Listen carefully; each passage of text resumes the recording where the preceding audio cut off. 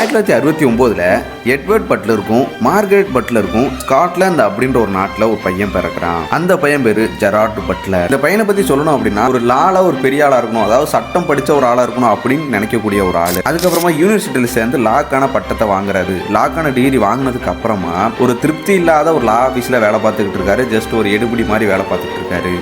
சரி, ஓகே, நம்ம லா படிக்கிறதுக்கு முன்னோட்டி ஒரு இடத்துல தியேட்டரில் ஒர்க் பண்ணோமே, அதே மாதிரி இங்கே ஏதாவது கிடைக்குதா அப்படின்னு சொல்லி, ஏதாவது மேடை நாடகம் ஏதாவது கிடைக்குதா அப்படின்னு சொல்லி ட்ரை பண்ணிக்கிட்டு இருக்காரு.